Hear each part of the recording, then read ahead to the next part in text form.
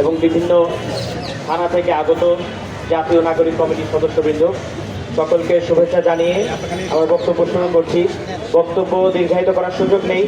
আজকে আমরা যেই ইস্যুকে সামনে রেখে আমাদের 100 দিন পূর্তি উপলক্ষে, স্বাধীনতার 100 দিন পরে আমাদের যেই ইস্যুগুলোকে সামনে নিয়ে আমরা একত্রিত হয়েছি, সেটি হচ্ছে আমাদের কাছে সবচেয়ে প্রধান এবং সবচেয়ে বেশি প্রাধান্য দেওয়ার মতো ইস্যু।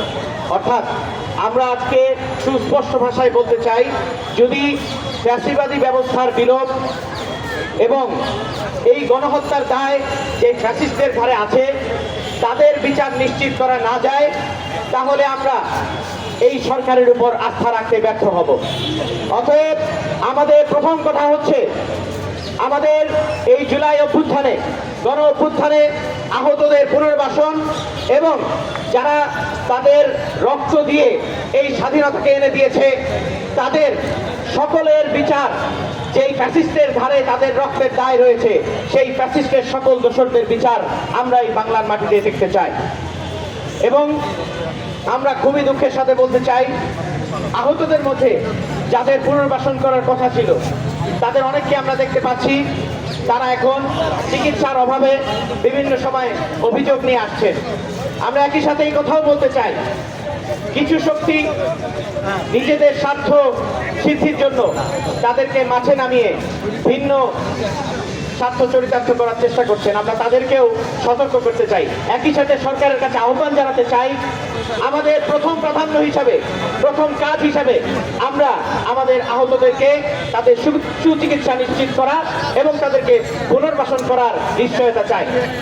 এবং আমার বক্তব্যের সর্বশেষ বিষয় হিসেবে বলতে চাই, আমরা বাংলাদেশ স্বাধীন করেছি দ্বিতীয়বারের মতো দিল্লির দোসরদেরকে বাংলাদেশে পুনর্বাসন করার জন্য নয়।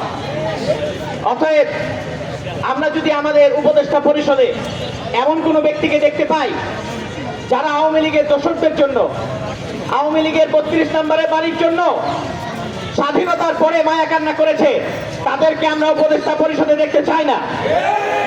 আমাদের বক্তব্য পরিষ্কার, নাগরিকদের জায়গা থেকে আমরা বাংলাদেশের নতুন রাজনৈতিক বন্দোবস্তের যে কথা বলছি, সেই নতুন রাজনৈতিক বন্দোবস্তের জায়গায় কোনো ফ্যাসিস্টের পুনর্বাসন হতে পারবে না। আমাদের শহীদদের লাশের সারি এখনো দীর্ঘ হচ্ছে। আমরা গতকালকেও দেখতে পেয়েছি শহীদ মিনারে আমরা এক শহীদ ভাইয়ের জানাজা পড়েছি। আমাদের শহীদদের লাশের মিছিল ছেড়ে যায় নাই, কিন্তু আমরা রাষ্ট্র সংস্কার না করে, ফ্যাসিবাদ ব্যবস্থা নির্মূল না করে আমরা খুব আরামে ঘরে ফিরে যেতে চাচ্ছি। আমি নাগরিকদের কাছে আহ্বান জানাবো, আমরা যতদিন পর্যন্ত এই ফ্যাসিবাদী ব্যবস্থার বিলোপ না করতে পারবো আমাদের এই যুদ্ধ শেষ হবে না। আমরা স্লোগানে স্লোগানে বলছি আমাদের এই যুদ্ধ শেষ হয়নি, কিন্তু আমরা আমাদের দায়িত্ব পালনে ব্যর্থ হচ্ছি। অতএব আমরা প্রত্যেককে এই জবাবদিহিতার জায়গায় নিয়ে আসবো। ঠিক যেমনি ভাবে 5ই আগস্টের আগে সকল বিভাজনকে পিছনে ফেলে আমাদের দেশের প্রতিটা শক্তি, প্রতিটা রাজনৈতিক দল একটা জায়গায় এসে এই ফ্যাসিস্টকে আমরা হটিয়েছি, আমরা ঠিক আবার সেই একতাবদ্ধ জায়গায় এসে জাতীয় ঐক্য তৈরি করে বাংলাদেশকে নতুন রাজনৈতিক বন্দোবস্তের জায়গায় নিয়ে গিয়ে ফ্যাসিস্টের সকল উপাদানকে নির্মূল করে নতুন বাংলাদেশ একত্রে গড়ব ইনশাআল্লাহ।